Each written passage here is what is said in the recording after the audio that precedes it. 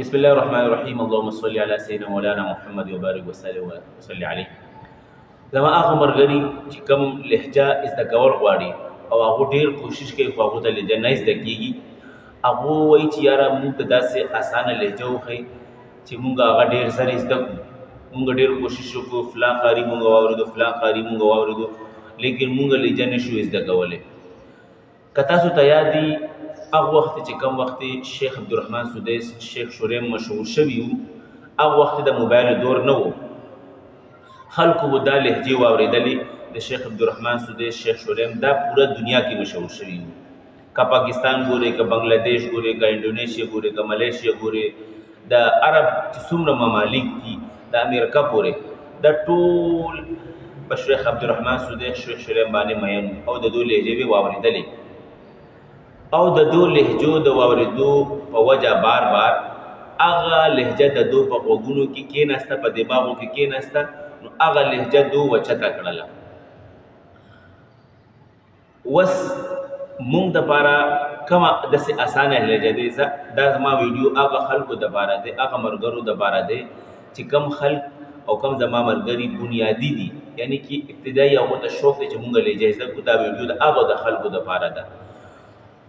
او دغه شانته شیخ عبدالرحمن الحذیفي، شیخ صلاح البدیر، دغه ائمه کرام څلور نومونه ما واخیستلو.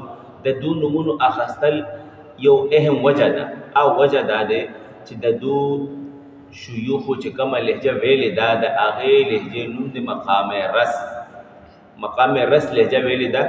نو دغه لهجه مونږ بار بار واورېدله، د دې په وجه دا لهجه زمونږ دماغ کې پخته شوله.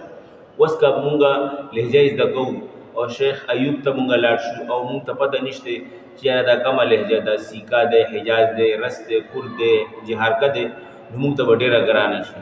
او دلته کې به یو شی دا ضرور ایډ کوم چې دا نه دی چې یاره ته یو شیخ واورې او تا ته پته نه وي چې دا د دې کومه لهجه ده، او بس ته واورې، کله یو رکوع واورې، کله بل رکوع واورې، کله بل رکوع واورې، بلکل ته لهجه نشي زده کولی. یو لهجه د یو شیخ او یو رکوع دا ضروری دی. که ته لهجه زده کول غواړې او ته وایې چې یاره نه زه د شیخ عبدالرحمن سدیس مقام رس زده کول غواړم، او ته کله شیخ ایوب رس واورې، شیخ مشاري کله رس واورې، داسې نشي کېدی. د هغې انداز جدا دی، د دې انداز جدا دی. نو بهتر دا دی که ته بنیادي طالب یې د لهجاتو، نو تا دپاره پکار دی چې ته شیخ عبدالرحمن سدیس کاپي کې ټول ناول، شیخ سعود الشوریم ټول ناول کاپي کې، شیخ عبدالرحمن الحذیفي ټول ناول کاپي کې، شیخ صلاح بدیر ټول ناول کاپي کې. نو بیا به ته لهجات زده کولی شي.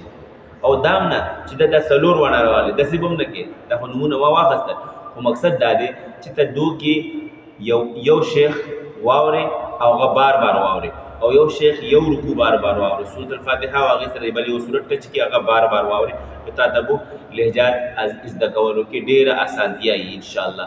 او ته چې کله دا یوه لهجه زده کړې، نو انشاءالله د دې نه بعد ستا ژبه لهجاتو باندې راواوړي، هغې نه بعد ته دویمه، درېیمه، څلورمه زده کولی شي انشاءالله. امید کوم چې تاسو ته به دا ویډیو ډېره ښه لګېدلي. دې سره زه تاسو نه اجازت غواړم.